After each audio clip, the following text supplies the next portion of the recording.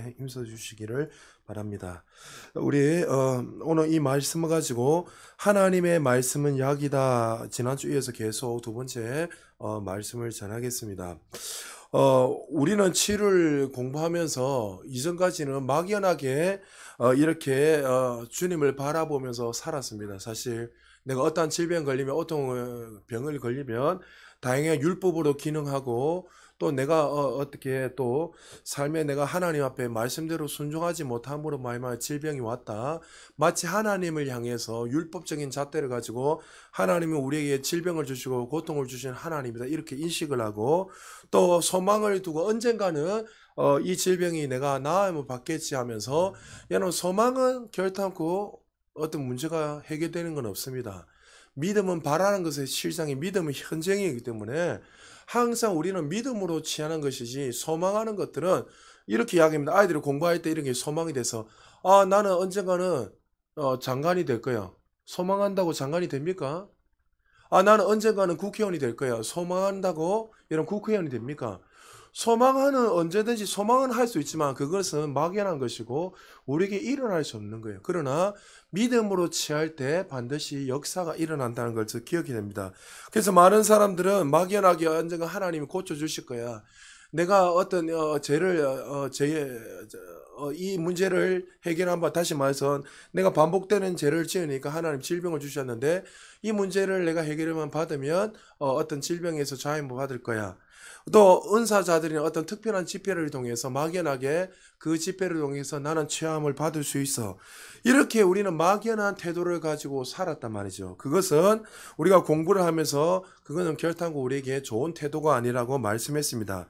왜냐하면 이미 예수님이 2000년 전에 십자가에 죽으심으로 말미암아 우리의 질병과 가난과 우리의 모든 고통을 이미 2000년 전에 대속의 제물로 짊어 주시고 말미암아 우리는 이 모든 문제가 해결함 받았기 때문에 이제 구원받은 백성들은 하나님이 누구신지 그리고 예수 그리스도를 통해서 우리에게 주신 그 은혜가 무엇인지 또 그리스도 안에서 예수 그리스도 안에서 나는 누구이고 무엇을 가지고 있는지 그것을 믿고 인식함으로 말미암아 이제 그 생명을 취하고 믿음으로 취할 때 그러니까 우리는 영적 싸움도 많지만 사실 영적 싸움은 마치 마귀하고 우리하고 마치 마귀가 우리보다 더 높은 층에 있는 것처럼 이렇게 인식할 때가 있다면 영적 전쟁을 하며 그것이 아니라 우리는 믿음의 선한 싸움을 하는 거야. 할렐루야. 우리는 이미 이겼기 때문에 이제 말씀을 통해서 믿음으로 취하게 될 때 하나님이 놀라운 역사를 일으키신다는 사실을 기억하시고 예수님도 공생의 기간 동안 수많은 자들을 치우시고 절반 이상 약 3분의 2 정도가 거의 치유하시고 고치는 사역을 실제적으로 하셨습니다. 그래서 예수님도 이 땅에 오셔서 이 치유를 통해서 왜냐하면 왜 우리에게 치유를 주시고 왜 예수님이 이 땅에 오셔야만 되는지 우리가 알기를 원하고 그래서 우리는 치유자 그리스도라는 말은 뭡니까? 이제 예수님이 올라가셨기 때문에 그 모든 사역을 누가 하는 거예요? 그리스도 안에 있는 저와 여러분들이 하기 때문에 우리를 치유자 그리스도다. 예수님같이 동일한 기름 부음을 받고 영생의 축복을 받은 자이기 때문에 우리도 동일한 사역을 한다. 그 생각을 가지고 우리는 이제 치유자 그리스도라는 것을 알고 치유해야 된다는 거죠. 그래서 예수님이 공생의 기간 동안 여러 가지 대표적인 이야기를 쫙 하면서 설례를 이야기하면서 고친 사역을 하면서 결론은 뭐였습니까? 그들이 치유받은 결론은 믿음이었다. 그래서 우리가 안으로부터 다시 말해 내가 얼마큼 영적으로 성장하고 믿느냐에 따라서 내가 어떻게 믿냐에 따라서 뭐 물질뿐만이 아니라 물질은 조금 다르지만 그 결론도 물질도요. 믿음이에요. 믿음. 많은 사람들이 이렇게 이야기합니다. 목사님 내가 믿는데 하나님이 이렇게 역사하실 걸 믿고 내가 하나님이 기도할 때면 나에게 이렇게 주셨다는 걸 믿는데 왜 내 삶에 일어나지 않습니까? 사실은 안 믿는 거예요. 믿으면 나타납니다. 반드시.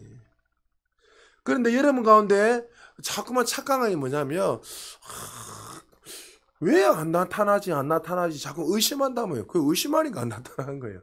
믿으면 반드시 나타나. 그래서 여러분들 반복적으로 질병도 마찬가지 물질도 마찬가지고 계속 시간이 지나다 보면은 일어나지 않으면 내 안에 뭐가 생긴다고요? 불신앙이 자리 잡는 거예요.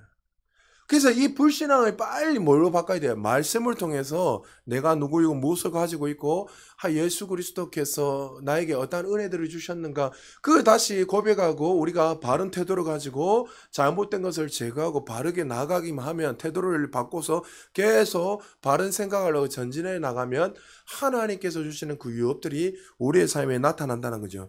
수요일 날도 여러분이 이야기했지만 기억나실지 모르겠습니다. 여러분 헌금에 대해서 제가 사실 수요일 날 시간이 많지 않아서 헌금 설교가 나와서 했지만 사실은 좀 더 구체적으로 하고 지금 시간 때문에 키기는 못했지만 여러분 헌금에 대해서 궁금한 것이 있다면 꼭 수요 예배 이번 주 수요 예배 설교를 꼭 들으십시오. 근데 여러분 믿음은 어떻게 생기지요? 믿음은 들음은 그리스도의 말씀이 됐습니다.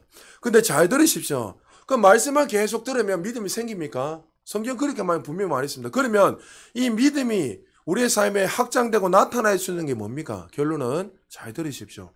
사랑으로 기능하는 거예요. 하나님을 얼마나 사랑하느냐는 믿음이 나타납니다. 그러니까 많은 사람들 하나님을 믿지 않으니까 신뢰하지 못하니까 믿음의 삶을 안 사는 거예요. 하나님 누구신지 알고 그분이 어떤 일을 행하시는지 나에게 어떤 은혜를 주시는지 분명히 믿게 되면 여러분 믿음은 관계를 했잖아요. 관계를 했습니다. 그래서 여러분 믿음은 항상 반드시 사랑으로 기능하게 돼 있어요.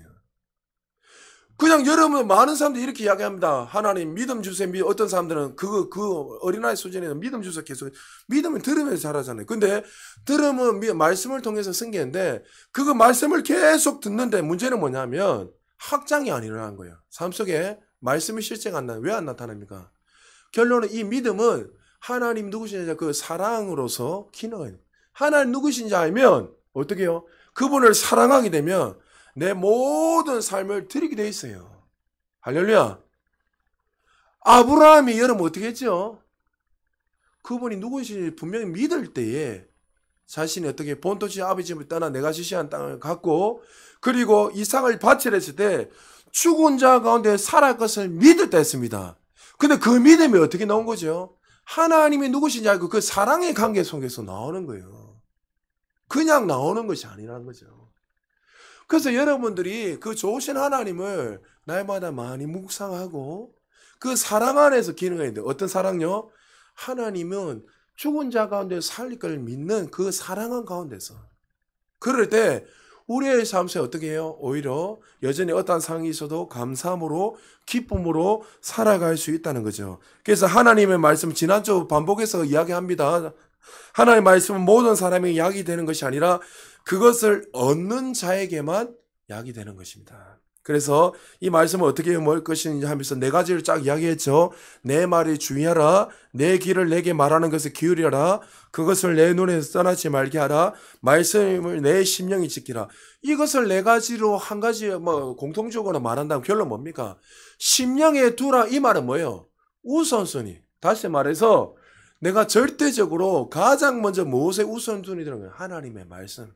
여러분 어떤 상황이 딱 닥치다 보면 내 심령에서 내가 가장 먼저 우선순위 두는 것이 무엇인지 보면 딱 알 수 있습니다. 어떤 문제가 생기면 딱 보면 지금 여러분 가운데 부모를 의지하고 남편 아내를 의지하다 보면 사실 그것은 여러분 옳은 태도가 아니죠. 사실은. 왜냐하면 하나님의 말씀을 가장 우선순위에 두고 하나님이 어떻게 말씀하신 그것을 알고 집중하면서 살아야 하는데 우리는 어떤 문제 터지면 어떻게 그 말씀을 다 잊어버리고 여러분에게 누누이 이야기했잖아요. 12제자들이 예수님을 통해서 수많은 기적과 표적을 보고 하늘의 그 보아의 그 말씀 정말 천국의 비밀의 이야기 끊임없이 이야기인데 풍랑이 일어나니까 어떻게 합니까?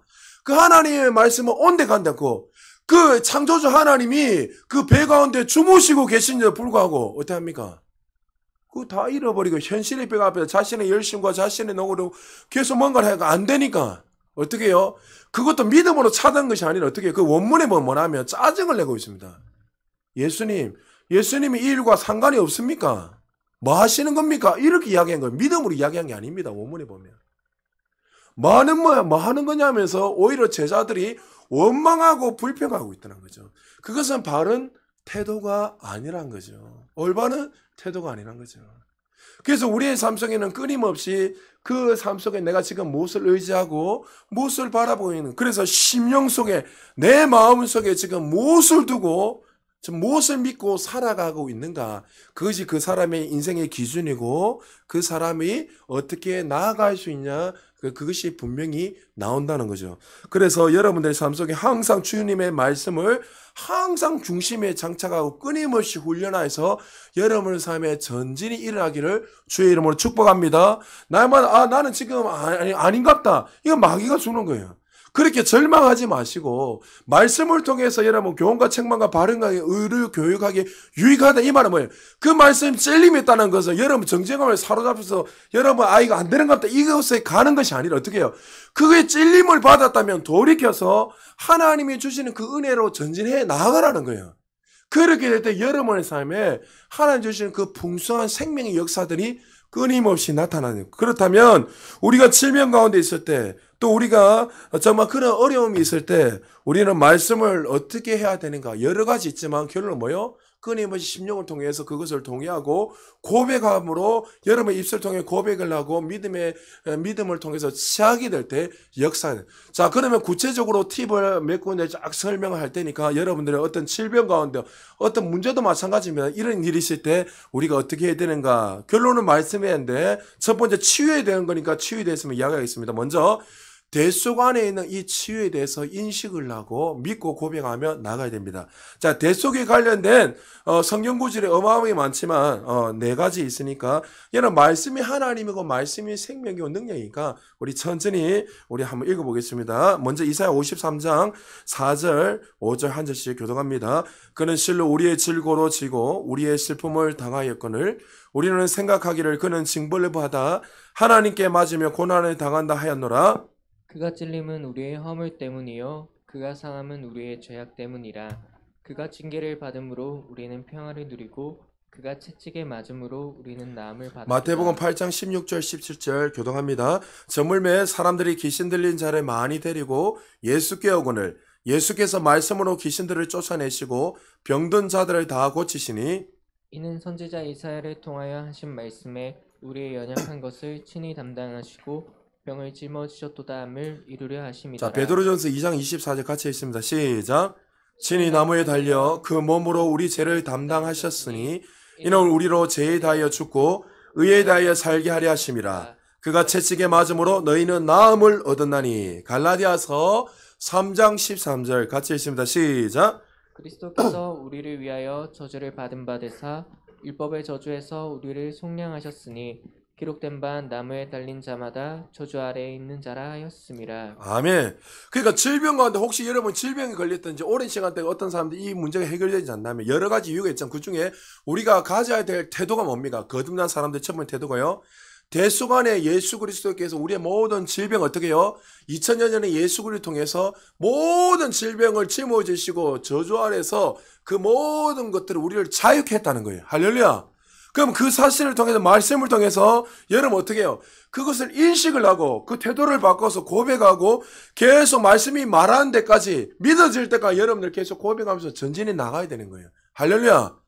그 치유가 안 일어나는 사람은 어땠다고요? 자꾸만 몇 번 하다가 안 되니까 불신앙에 사로잡혀가지고 안 되는 것 같다고 포기해버린 거예요. 그거는 우리에게 바른 태도, 바른 삶이 아닌 거예요. 그래서 여러분들이 항상 우리의 삶 속에 바른 태도를 가지고 언제까지요? 이 말씀이 말씀화될 때까지. 여러분 월요일날 제가 여러분에게 영상 하나 올려서 새 피조물 그게 여러 가지 분들 간증 한번 들어보시라고 하고 그때 또 김금영 목사님 나오셔서 이야기하시고 하셨는데 그게 보면 반재경 그 전도사가 있는데 그분이 간증을 했는데 그분은 제가 오래전에 그분이 막 앉아 그 월명 목사님 막 설교를 하고 있고 이러길래 저 사람이 새 피조물에 관련된 걸 좀 알고 있는가 보다 이런 생각인데 사실 그분이 오래전에 10년 전에 그리스도 대사들교회에 가서 공부를 잠시 하다가 그 사람 부딪혀가 튕겨나간 사람이 사실요. 그 간증은 했지만은 왜 튕겨나갔냐면 여러분 잘 아셔야 돼요.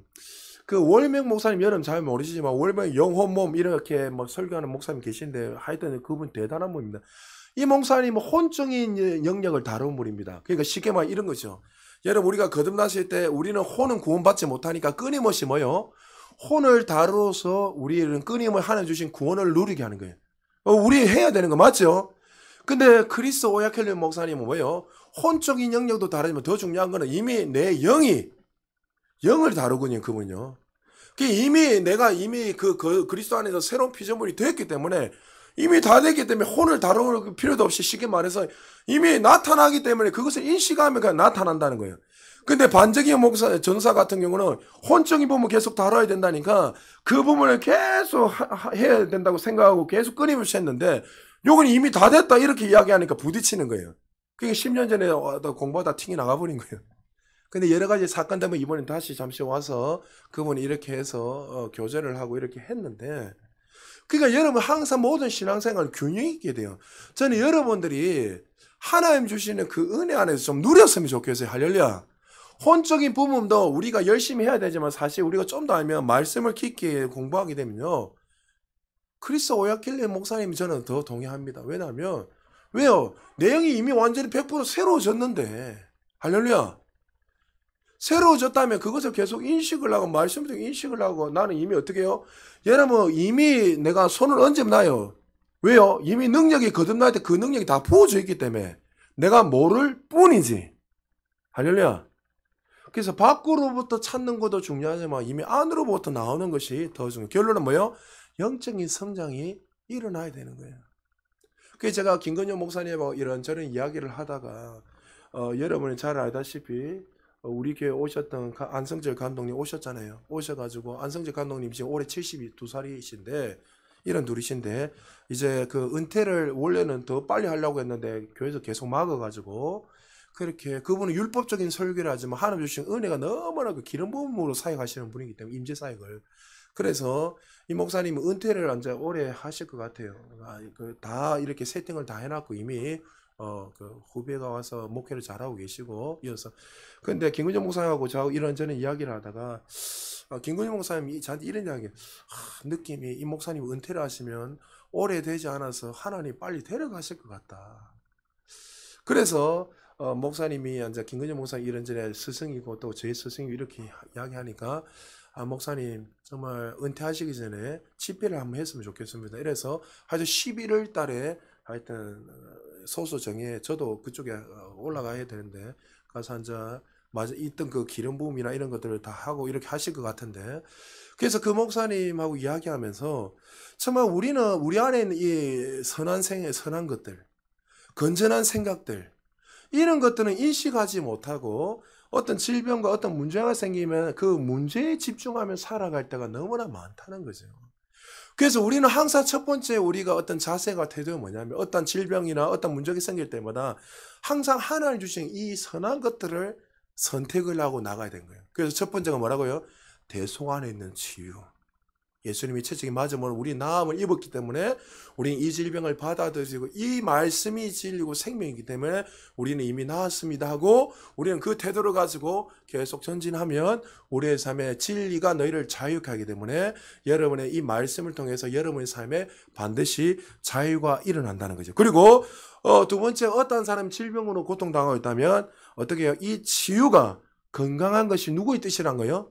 아버지 하나님의 뜻이라는 것을 인식을 하고 지금 말씀을 찾아준 그래서 말씀 구조를 통해서 그것을 다시 한번 또 치유가 하나님 뜻이구나 하면서 받아들이면 안 된다는 거죠. 자, 대표적으로 출애굽기 15장 26절 같이 한번 읽어보겠습니다. 시작.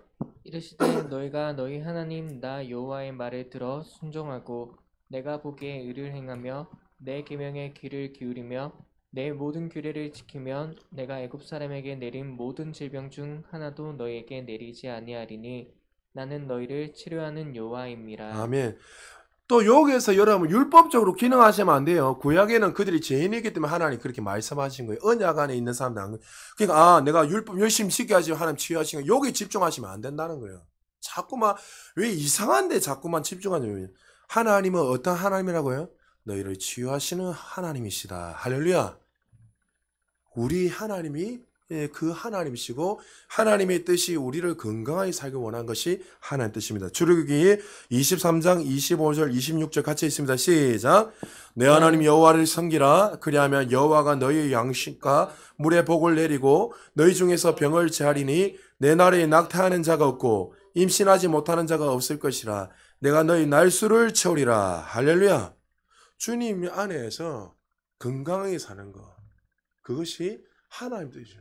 제가 이 신성한 건강을 깨달았을 때, 제가 앞전에 동부교회 있을 때 제가 신혼부부, 젊은 부부도 제가 했댔잖아요. 그래서 그들 가운데 결혼을 했는데도 40이 돼서도 임신이 안 되는 자매가 있었어요. 그런데 매일 제가 예 맞추고 나면 40 넘어가지고 상담을 해, 부부가 와가지고 저보다 그때는 저보다 나이가 한 살 어렸나 많았는가. 지금은 나이가 좀 더 됐어. 하여튼 내보다 저보다 한 살 어렸는데 하여튼 그냥 자매였어요. 하여튼 그 당시에. 그래서 이런저런 이야기를 하다가 결론 제가 그 이야기했어요. 하나님 뜻은 당신이 건강하게 아이를 낳는 것입니다. 하나님 뜻입니다. 하나님 번성하라 충만을 했습니다. 그것이 하나님 뜻이고 하나님께서 이 가정을 축복하신 이유입니다. 그것을 내가 나이가 40이 넘어서 40 하나가 되고 둘이 해서 걱정하지 마세요. 그것은 중요하지 않습니다.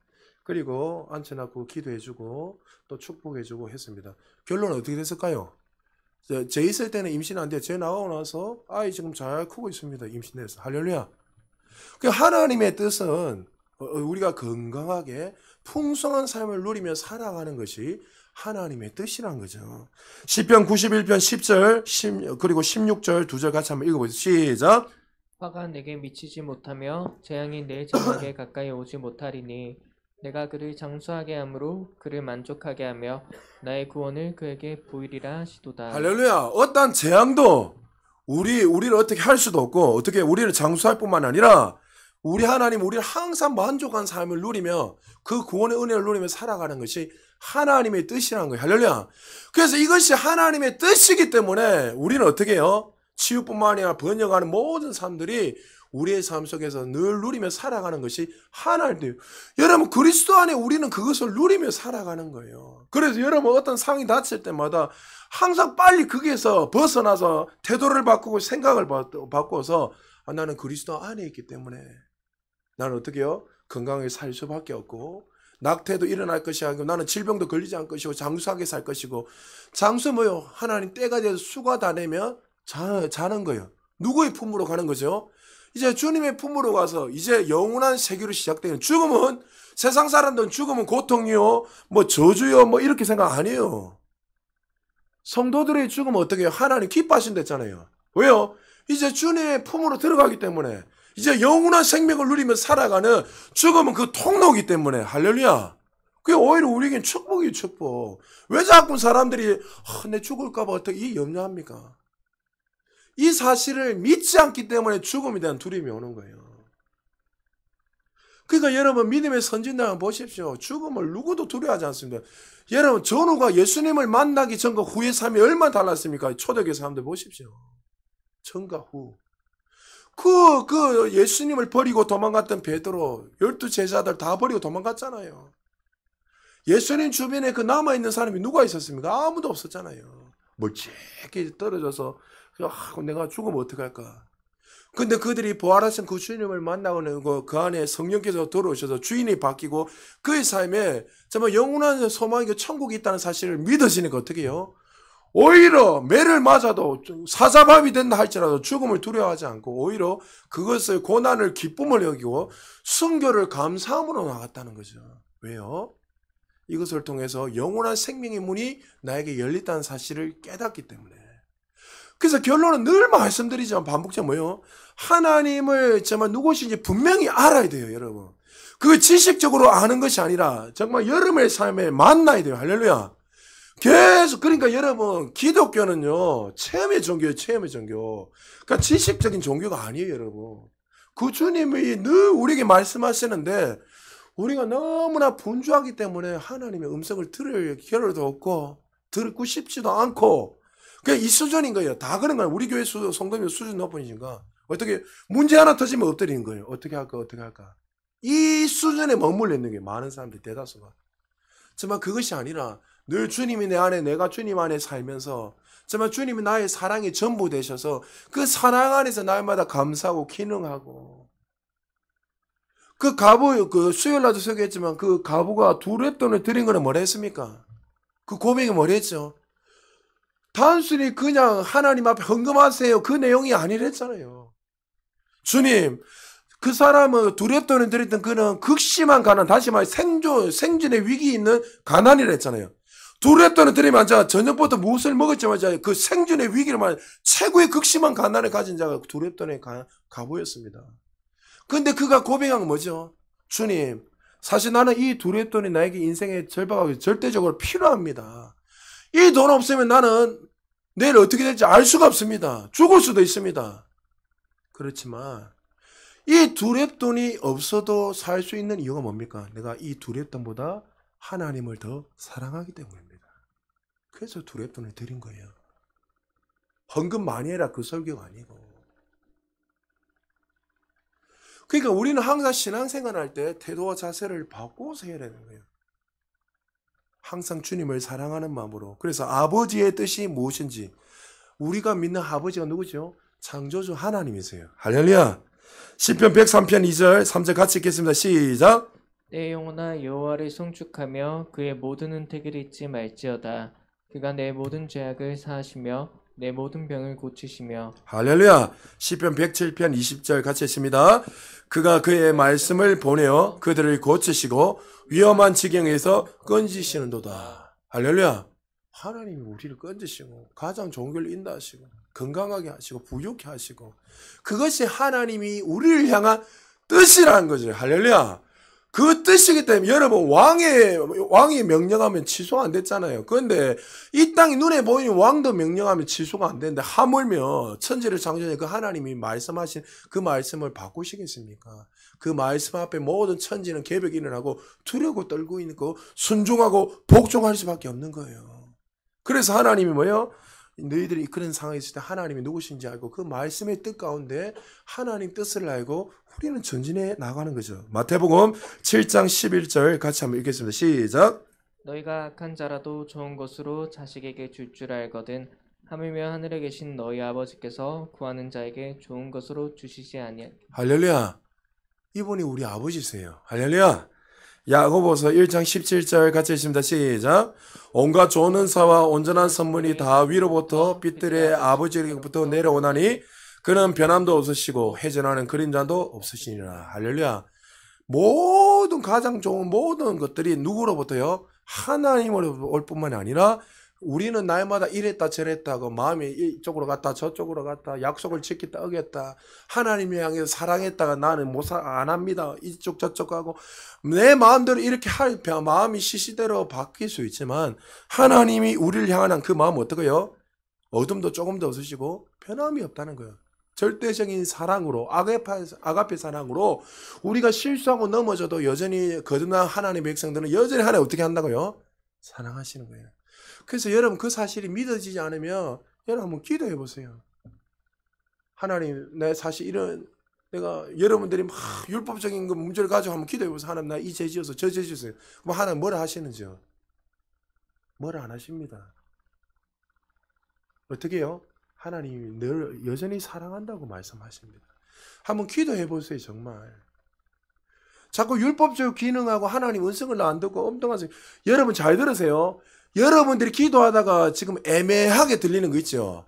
그건 하나님의 뜻 아닙니다. 자, 잘 들으세요. 많은 사람들이요. 자꾸 애매하게 하나님의 뜻을 들을 때 애매하게 듣는 사람이 많습니다. 하나님 나한테 이렇게 말씀하시는 것 같아요. 같아요. 여러분, 그거는 하나님이 그렇게 말씀 안 하십니다. 하나님 우리에게 분명하게 선명하게 말씀하세요. 할렐루야. 그러니까 애매한 것들은 여러분들 그냥 넘어가 버리세요. 하나님이 여러분에게 좋은 길로 인도하시는데 애매하게 이야기하시겠습니까? 어떻게 애매하게 이야기해? 그러니까 자꾸만 내가 내 혼자서 생각을 하고 들으려 하니까 그렇게 들려지는 거예요. 그래서 훈련돼야 돼요, 훈련. 하나님 절대 애매하게 이야기 안 하십니다. 카더라 거기 빠지지 마시고 만약 그런 생각이 오면은 어떻게 해요? 그냥 잊어버리고 받아들이지 마시고 그럴 때는 애매할 때는 어떻게 해요? 하나님 뜻이 내가 선명하게 들릴 때까지 그것을 듣고 실행하십시오. 그것이 제일 좋습니다. 자, 그리고 여러분 마태복음 8장 2절 3절 같이 있습니다. 시작. 한 나병 환자가 나와 절함에 이르되 주여 원하시면 저를 깨끗하게 하실 수 있나이다 하거늘 예수께서 손을 내밀어 그에게 대시며 이르시되 내가 원하노니 깨끗함을 받으라 하시니 즉시 그의 나병이 깨끗하여진지라. 자, 이 모든 것들이 누구요? 하나님은 우리를 향한 뜻이라는 거죠. 이거 뭐 성경을 찾으면 어마어마하게 더 찾을 수 있잖아요. 이것이 우리의 하나님 뜻이. 그리고 치유뿐만이 아니라 지금 설교하는 치유에만 중심할게요. 여러분 인식할 때도 뭐 번영이나 축복 모든 거 다 포함되는 거예요. 자, 치유는 또 어떻게 해요? 예수님을 통해서 이 땅에 오셔서 행하신 일이기 때문에 우리는 건강하게 살아야 된다는 것이 하나님 뜻입니다. 사도행전 10장 38절에 보면 예수님 오셔서 이렇게 말씀하셨습니다. 하나님이 나사렛 예수에게 성령과 능력의 기름 붓듯 하셨음에 그가 두루 다니시며 선한 일을 행하시고 마귀에 눌린 모든 사람을 고치셨으니 이는 하나님이 함께 하셨습니다. 자, 요한복음 10장 10절 같이 읽습니다. 시작. 도둑이 오는 것은 도둑질하고 죽이고 멸망시키려는 것뿐이요 내가 온 것은 양으로 생명을 얻게 하고 더 풍성히 얻게 하려는 것이라. 마태복음 9장 35절 같이 읽습니다. 시작. 예수께서 모든 도시와 마을에 두루 다니사 그들의 회당에서 가르치시며 천국 복음을 전파하시며 모든 병과 모든 약한 것을 고치시니라. 할렐루야. 예수님을 통해서 실제로 이 일을 하셨고 우리가 건강한 것이 누구의 뜻이라고요? 하나님의 뜻이에요. 주님이 이것을 위해서 오셨고 또 2000년 전에 이미 그 모든 문제를 해결했는데 불구하고 여러분이 자꾸만 그거에서 얽매이고 잡고 있다는 것은 사실 그 하나님을 무시하고 믿지 않는 거예요. 불신앙만큼 무서운 게 없습니다. 그래서 하나님 어떻게 해요? 알기를 원해요. 우리가 무엇을요? 예수 그리스도를 통해서 또 하나님의 뜻이 무엇인지 알기를 원하세요. 그래서 이 사실을 믿고 더 알면 알수록 분명하게 어떻게 해요? 이 안에서 기쁨을 누릴 수 있고 자유를 누리고 어떠한 상황에서 상황을 바라본 것이 아니라 그 삶 속에 더 전진하며 승리하며 누리며 살아갈 수 있다는 거죠. 그리고 마태복음 15장 30절에서 31절 같이 읽습니다. 시작. 큰 무리가 다리 저는 사람과 장애인과 맹인과 말 못하는 사람과 기타 여럿을 데리고 와서 예수의 발 앞에 앉음에 고쳐주시니 말 못하는 사람이 말하고 장애인이 운전하게 되고 다리 저는 사람이 걸으며 맹인이 보는 것을 무리가 보고 놀랍게 여겨 이스라엘의 하나님께 영광을 돌리니라. 할렐루야. 그리고 네 번째요. 치유는 어떻게 해요? 하나님이 우리 교회에게 다시 말해서 교회에게 가는 곳곳마다 우리에게 가는 곳곳마다 복음이 전파되는 곳곳마다 어떻게 해요? 어둠이 떠나가고 치유하시겠다고 약속했습니다. 그 사명이 이 치유 안에 포함돼요. 그리고 가르치고 고치고 포함되어 있죠. 힐링도 포함되어 있잖아요. 그러니까 여러분의 복음을 전할 때마다 반드시 어떻게 치유는 일어납니까? 안 일어납니까? 그래서 여러분 복음 전할 때 여러분 주변에 지금 이분이 지금 전도하는 분들이 있잖아요. 그러면 그분 혹시 물어보면 아픈 사람 없는 사람 없을걸요 거의. 없다가도 혹시 아픈데 없습니까? 라면 갑자기 찾습니다. 사람들이. 아 사장님 요 좀 아프다 해서고. 그럼 여러분은 초청하세요. 아니면 여러분들이 기도하세요. 예수 이름으로 명하노니 하면서 기도해서 치유하세요. 두려워하지 마세요. 여러분 안에 어떻게 해요? 거듭날 때 하나님의 그 기름 부으심, 예수 그리스도에게 동일해 주신 그 기름 부음이 우리 안에 동일하게 있습니다. 할렐루야. 여러분이 예수가 됐다는 그 이야기 아닙니다. 그거는 어떻게 예수는 유일하신 그 구원자는 한 분밖에 없습니다. 예수님에게 부으신 그 기름 부음이 우리에게 동일하게 부어져 있다는 거예요. 그러면 어떻게 해요? 여러분이 복음을 전할 때마다 반드시 이 문제들이 해결될 거 아니에요. 치유가 일어나고 정말 죽은 자가 살아나고 안전병이와 놀란 자들이 일어난다는 거죠. 자, 요한복음 14장 12절 같이 한번 읽어볼까요? 시작. 내가 진실로 진실로 너에게 이르노니 나를 믿는 자는 내가 하는 일을 그도 할 것이요 또한 그보다 큰 일도 하리니 이는 내가 아버지께로 감이라. 할렐루야. 주님 분명 우리에게 뭐랬습니까? 나보다 너희는 큰 일을 한다. 믿는 자. 저 여러분 예수 그리스도 나의 구주를 믿는 자입니까? 할렐루야. 할렐루야. 그러면 여기서 큰 일은 뭐죠? 예수님보다 큰 일은 우리가 어떻게 할 수 있습니까? 여기서 말하는 구원사역이 제일 큰 일 아닙니까? 근데 여기서 말하는 큰 일은 뭐예요? 주님보다 더 많은 치유와 그런 삶을 살게 할 거예요. 왜요? 그 예수님은 3년 6개월 동안 공생의 기간 동안 한정적이게 사역을 할 수밖에 없었잖아요.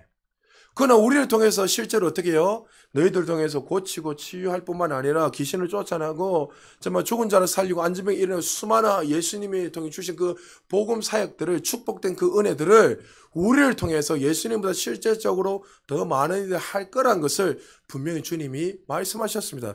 그래서 여러분 복음을 전할 때마다 더 강력하게 일어나는 거예요. 복음 전할 때마다. 그래서 여러분들이 전할 때 일어나요. 전할 때. 여러분 복음 사업가나 복음 전하는 사람들 중에 가난하게 사는 사람 봤어요? 주변에 한번 보세요. 있는지. 저 사람은 단칸방에 사는데 여러분 잘 보세요. 뭐 간증한 사람이 단칸방에 사는데 희한한데 저 사람은 돈도 없는데 보면요 사역하는 거 모습 보면요 그 삶에 막 풍성한 삶이 계속 나타나요. 왜 하나님 먹이시고 입히시고 책임지시기 때문에 그래요. 근데 우리는 모든 주님의 나라 의를 위해 살아가는 것이 아니라 자꾸 내가 무엇을 먹을까 입을까 여기만 염려하고 집중하고 있으니까 그 삶의 한계가 누는 거예요. 또 어떤 분들은 하나님 복 주시면 내가 흘려보내겠습니다. 여러분 그런 태도는 별로 좋은 태도가 아닙니다. 복 주심이 아니라 이미 준 복을 흘려보낼 때 나타나는 거예요. 할렐루야. 여러분 이미 줬잖아요. 줬으면 흘려보내야죠. 근데 어떻게 해요? 자꾸 그걸 착각하는 거예요. 주는 게 아니라 내 눈에 보여야지 복이다 생각하니까 거기에서부터 벌써 브레이크가 걸리고 문제가 생기는 거예요. 그게 아니라 내 안에 베드로 뭐랬습니까? 그가 주님을 만나고 난 후에 나에게는 은과 금이 없다. 근데 그 안에 뭘 발견했죠? 유일하신 영원한 되시는 예수 그리스도를 발견했어요. 모든 문제를 해결하고 치유하고 고치시고 모든 문제를 해결하시는 예수 그리스도. 은과 금은 없지만 나사렛 예수 이름으로 명하노니 일어나 거느라. 그 예수 그리스도 누굽니까? 죽은 자를 살리고 정말 저주받은 자를 축복하고 할렐루야. 그분이 우리 안에 계세요. 그럼 어떻게 해요? 그것을 믿음으로 취하고 계속 전진하면 여러분 삶에 더 풍성한 삶이 끊임없이 일어납니다. 여러분 오해하지 마시고 잘 들으세요. 제가 주변의 목사님이나 만난 사람들마다 제 사택을 자랑합니다. 잘 들으세요. 저는 사택이 평수가 크니 제가 강단에서는 제가 만약에 엉뚱한 소리 하면 혼나지 않아요. 왜 주변의 사람들한테 자랑한 줄 아세요? 목사님들한테. 하나님이 하신 걸 자랑해요, 저는. 잘 들으셔야 됩니다. 여러분, 나중에 우리 교회, 제 사택에 와서, 오집사님이 얼마나 호텔처럼 만든 한번 보세요. 제가 무슨 평수가 어떤 있는데 그거 하려고 그건 제가 자랑해 뭐합니까, 그거. 그 눈에 있다가 사라질 건데. 근데 무엇을 자랑하냐? 개척교회도. 하나님이 어떻게 하시는지 말씀대로 순종하고 살아갈 때 어떤 일을 하는지 저요 시찰에 갈 때마다 어디 갈 때마다 목사님들이 저한테 뭐라고 이야기해요? 늘 이야기합니다. 배 목사 좋은 소문 너무 나서 너무 힘이 난다. 개척교회 다 어렵고 죽겠다 살겠다 어떤지 저떤지 하고 있는데 그래도 누구 교회는 은혜 가운데 참 잘 되고 있으니까.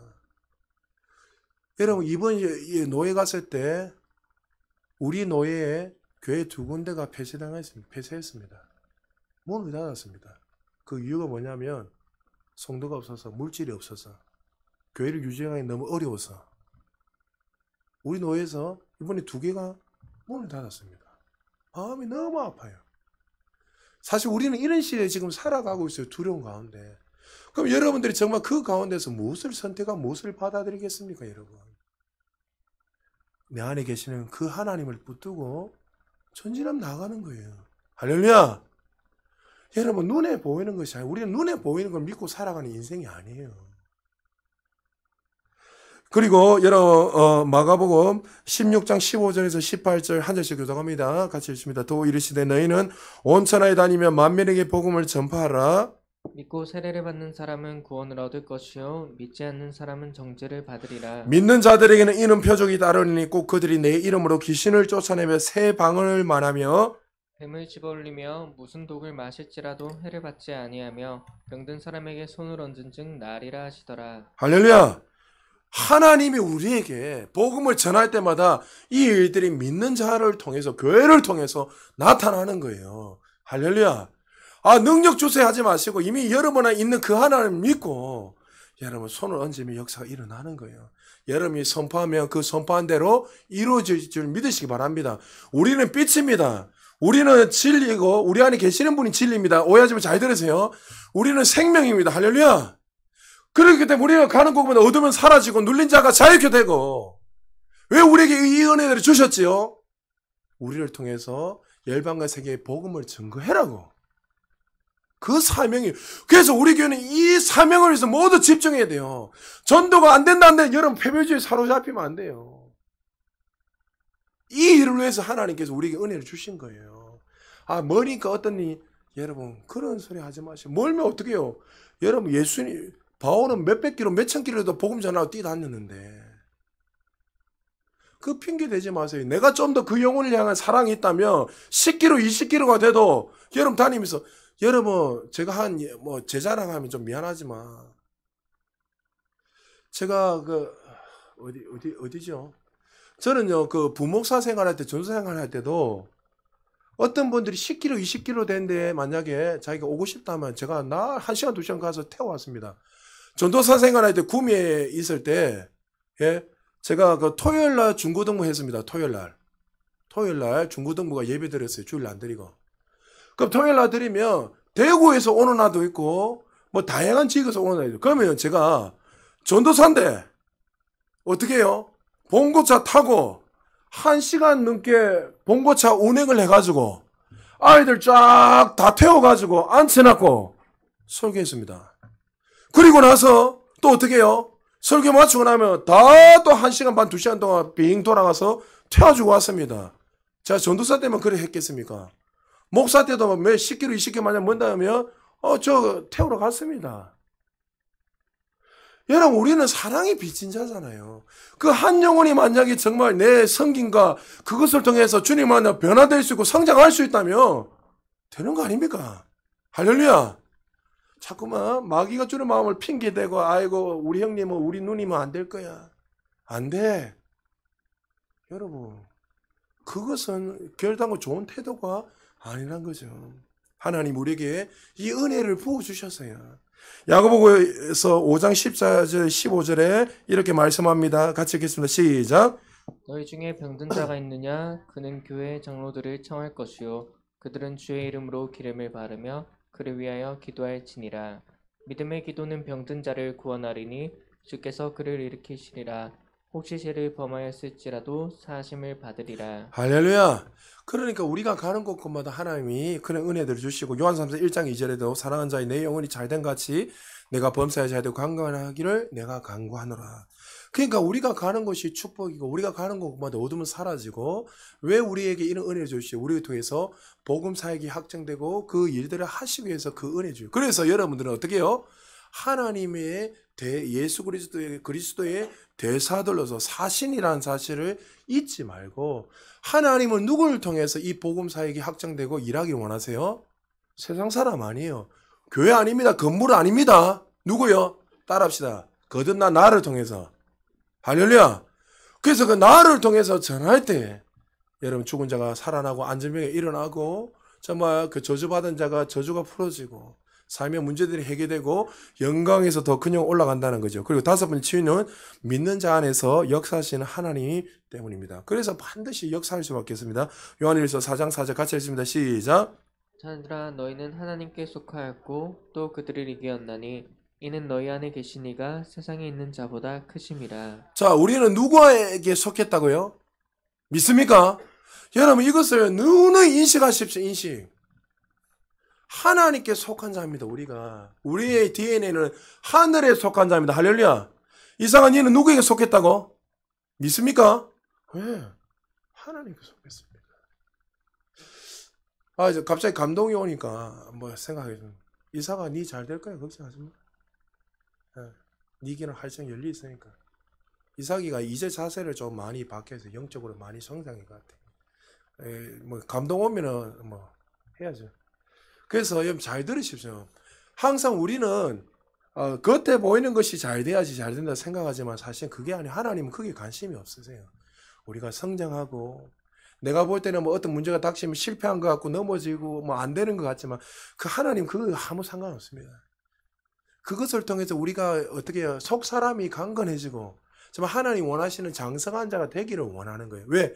그렇게 성숙한 자가 돼야지 하나님 주신 유업들을 마음껏 누리며 또 다스리며 살아갈 수 있기 때문에. 그래서 하나님은 우리의 속 사람에 관심이 있지 그 사람에는 관심이 없다는 것이죠. 그리고 병고침을 받는 믿음은 어떻게 선포하고 믿을 때 나타납니다. 마가복음 11장 23절 같이 읽겠습니다. 시작. 내가 진실로 너에게 이르노니 누구든지 이 산더러 들려 바다에 던져지라 하며 그 말하는 것이 이루어질 줄 믿고 마음에 의심하지 아니하면 그대로 되리라. 할렐루야. 여러분이 주신 그 권세와 능력이 있기 때문에 이제 선언하면 그거 말한 대로 나타나기 때문에 여러분. 그래서 여러분들 어떤 질병 걸리면 여러분 눈물로 기도하지 말았죠. 그것은 우리의 바른 태도가 아니랬죠. 어떻게요? 어떻게 손을 얹어서 날이라고 따가워 기도. 그래서 제가 기억나십니까? 몇 주 전에 제가 막 여러분에게 이야기하다가 제가 우리 아버지 어머니한테 하나님 마음을 주셔가지고 내가 태도를 잘못한 것 같다. 아버지가 90이 다 돼가고 어머니도 90이 다 돼가니까 어머니는 기를 낳았다가 다시 또 기가 이렇게 멍해지고 아버지는 또 오랜 시간 누워 계시니까 이제 90이 다 됐으니까 제가 아버지 볼 때마다 기도해주고 이렇게 태도를 바꾼 것이 아니에요. 어떻게 됐습니까? 아이고 아버지 이제 나이가 다 되셨으니까 그렇게 살다가 가시는 것 같다. 저도 모르게 그렇게 인식을 했댔잖아요. 그래서 여러분 기억나시죠? 몇 주 전에 그리고 나서 그 다음 주에 바로 가서 제가 기도해주고 왔습니다. 기도해주고 나서 아버지 좀 건강해지셨고 그리고 어머니도 기도받고 나니까 또 아들은 병도 고치고 이렇게 하는데 나는 와 이러고 그거 잘못된 태도입니다. 어머니. 그렇게 생각하지 마시고. 그러니까 여러분 우리의 태도 자세가 중요하다는 거예요. 항상. 여러분의 그 권세와 능력이 있으니 선포하면 선포한 대로 반드시 될 수밖에 없어요. 그것이 하나님 우리에게 주신 권세고 능력이고 하나님 주신 은혜고 축복이라는 거죠. 그리고 여러분의 믿음의 기도는 반드시 역사해요. 우리가 믿는 자잖아요. 그래서 마가복음 11장 24절에 그러므로 내가 너희에게 말하노니 무엇인지 기도하고 구하는 것을 받은 줄 믿으라. 그리하면 너에게 그대로 되리라. 할렐루야. 반드시 믿음의 삶 저와 여러분들 믿습니다가 아니라 믿는 자들에게 기도는 반드시 응답해요. 그래서 어떻게 해요? 여러분 기도하고 나서는 염려하지 말았죠. 왜요? 그거 막여주는 거 어떻게 해요? 감사를 했잖아요. 시와 찬미와 주님께서 이미 그 기도를 응답하셨기에 기뻐하고 감사함으로 나아가는 것이 우리의 태도고 자세라는 거죠. 할렐루야. 그러므로 항상 그 자세를 가지고 기쁨으로 감사함으로 믿음의 기도를 하시기 바랍니다. 자, 그렇다면 결론은 오늘 이것만 잠하고 다음 주 이어서 계속할게요. 여러분의 삶에 이런 일들이 계속 일어나려면 결론은 뭐예요? 강한 영이 육체를 회복하고 강건하게. 결론은 어떻게? 내 속사람을 끊임없이 성장시키고 강하게 해서 안으로부터 밖으로 나오게 해야 된다는 거예요. 할렐루야. 그러니까 여러분 결론은 뭐예요? 내가 얼마나 영이 강하는가. 어떤 사람은 혼적인 사람이면 혼의 삶을 지배받아서 어떤 삶이 일어날 때마다 자꾸 혼적으로 생각하고 육신적으로 지배하고 생각하며 살아갈 때가 많이 있습니다. 여러분에게 오해하지 마십시오. 사실 여러분 1시간 예배 드리는 게 여러분 인생에 더 수많은 시간이 전쟁할 수 있습니다. 제가 그것은 자신 있게 이야기할 수 있습니다. 여러분에게 뭐 예배하 우상해라 이 이야기 아니라 영을 더 강화시키는 일이 실제로 여러분 삶에 몇십 배, 몇백 배 전진시키는 거예요. 그러나 우리는 어떻게 해요? 육신적으로 살아가는 사람, 혼적으로 살아가는 사람들은 분주해서 혼적인 것에 집중하다 보니까 내가 또 열심히 노력해. 그거 태도는 잘못된 것이 아니에요. 열심히 해야죠. 공부도 열심히 해야 되고 노력. 그런데 삶에 보면 우선순위가 어디 있는 가 보면 압니다. 여러분에게 데이터를 해요. 우리는 모든 삶 속에 늘 예배하며 살아야 되는데 사실 어떤 사람은 그거 안 되는데 일주일에 한 번 예배 드린다면 여러분 일주일 삶 속에 1시간 예배 드린다면 그거 데이터로 나눈다면 얼마 되겠습니까 여러분? 근데 그런 사람이 10년 20년 점점 이런 시간이 지나보면 여러분 그 인생은 사실 마이너스 인생 될 수밖에 없습니다. 영적으로 결론은 처음엔 드러나지 않지만 시간이 지나면 지날수록 점점 어떻게 해요? 그 사람이 결정적인 문제가 생길 때 반드시 어떻게 해요? 육신의 것을 선택할 수밖에 없습니다. 그러나 삶 속에 날마다 예배자로 살아가고 삶 속에 날마다 주님과 동행하며 살아가면 처음에는 드러나지 않다더라도 어쨌든 고난을 받고 어려움 당할 수도 있고 그렇지만 그것을 영이 점점 강해지다 보면 이제 이기는 자로서 승리자로서 날마다 살아갈 수밖에 없다는. 그래서 우리는 결론은 계속 강한 영이 육체를 지배하고 건강케 하고 승리한다는 사실을 기억해야 됩니다. 영적으로 저 사람이 성장했다는 말은 영이 커졌다는 것이 아니라 결론으로 성장했다는 말은 어떻게 해요? 그의 바운드 영향력이 커졌다는 것이고 성장 이꼴은 뭐라 했습니까? 능력이라 했잖아요. 그래서 여러분 4살 때 못하는 것을 10살 때 하게 되고 10살 때 못하는 것을 20살 때 한다는 것은 결론은 영적인 성장의 본질이란 거죠. 그 결론은 뭐예요?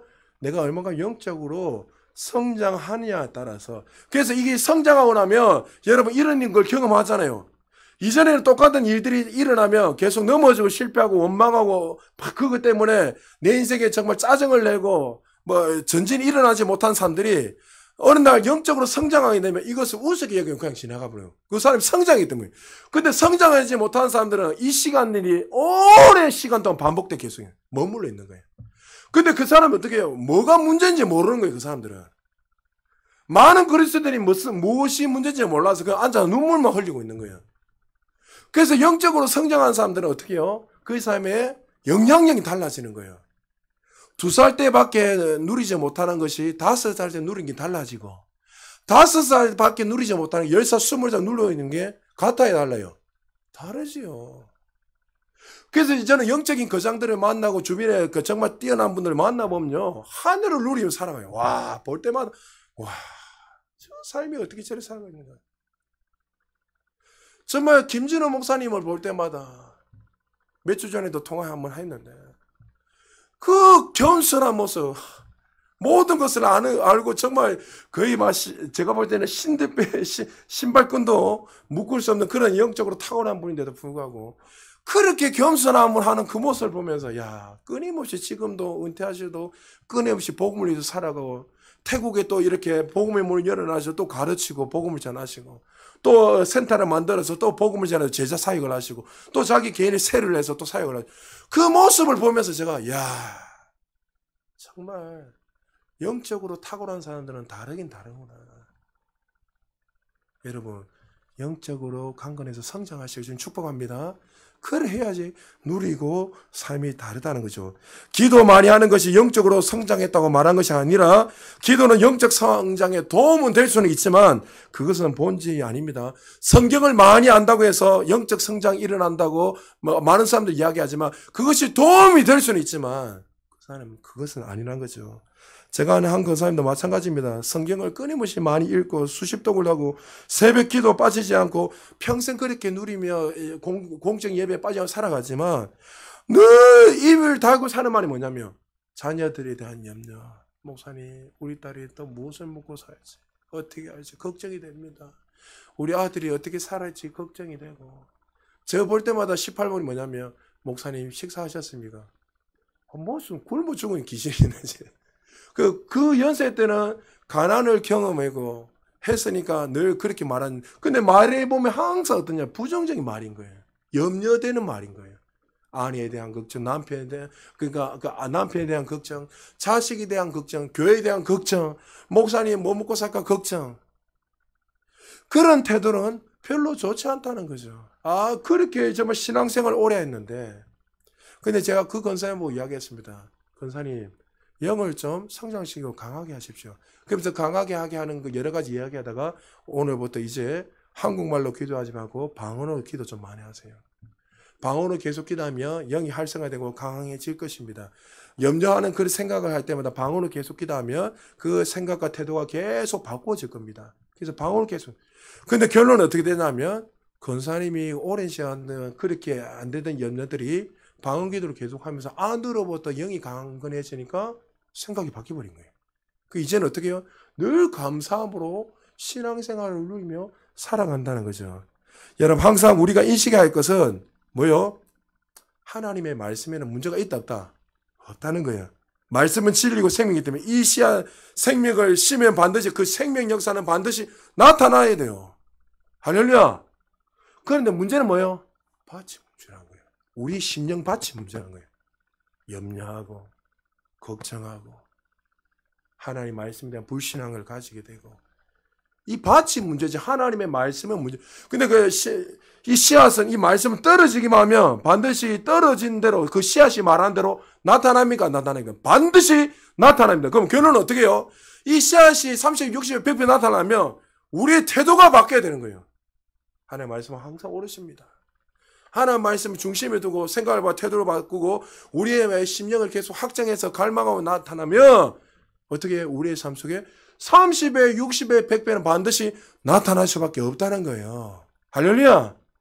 그러므로 여러분 잠언 4장 23절 오늘 조금씩 시간 길어도 이거 하고 좀 할게요. 같이 읽어볼까요? 시작. 모든 지킬 만한 것 중에 더욱 내 마음을 지키라. 생명의 근원이 이에서 남이니라. 자, 어떤 사람이 어릴 때부터 심한 상처를 받고 자라서 그 상처를 극복하지 못하고 자란 사람이 있습니다. 그리고 심한 열등감으로 평생 살다가 극복하지 못하고 자란 사람이 있다면 그 사람은 이 문제를 잘 해결해야 되는데 결론은 뭐예요? 내가 영적으로 전진하지 못하는 게 이 심령의 문제라는 거죠. 그래서 여러분 이 심령에 각을 자꾸 집착돼 가지고 내가 그때 상처받는 이런 것이 아니라 말씀을 통해서 생각을 바꾸고 태도를 바꾸고 거기서 빨리 나와야 되는 거예요. 근데 여러분 어떻습니까? 자꾸만 우리는 새로운 피조물인데 어떻게 생각합니까? 내가 몇 년 며칠 후에 아버지 나한테 이 상처를 줬지, 어머니 나한테 이 상처를 줬지. 영적으로 건강하지 못한 사람들 자꾸 각을 계속 집착하는 거예요. 어떻니 저떻니 하면서 그게 마귀가 얼마나 우리에게 달콤한 말을 합니까? 그럴 때 어떻게 해요? 그러는 것도 통해서 자세를 빨리 바꿔서 그 치유를 받고 치유는 결론은 말씀이고 말씀을 들으면 생각을 계속 바꾼 거 방법밖에 없어요. 또 뭐 은사자들이나 저도 내적 치유 많이 해봤다잖아요. 근데 내적 치유를 해봐도 결론은 뭐예요? 이 사람이 성장 안 하니까 원상복귀 되더라고요. 그때는 막 쫓아나고 태중에 있던 상처도 치유해보고 여러분 아기 때 상처받은 사람도 치유받았습니다. 그런데도 불구하고 어떻게 해요? 성장 안 하는 게 결론은 원상복귀라는 거죠. 결론은 성장해야 된다는 거예요. 잠언 18장 14절에도 사람의 심령은 그의 병을 능히 이기려니와 심령이 상하면 그것을 누가 일으키겠는가.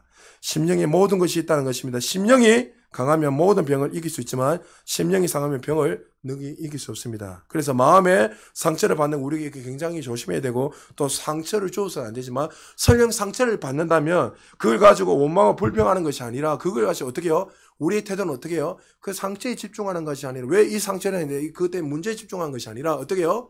하나님이 거기에서 돌이켜서 전진하기 원하고 우리의 삶이 더 풍성한 삶을 누리기를 원한다는 것을 기억하시고 여러분 그런 자세와 태도를 가지고 전진하시기를 주님 축복합니다. 예, 시간이 너무 많이 지나서 여기까지만 할게요.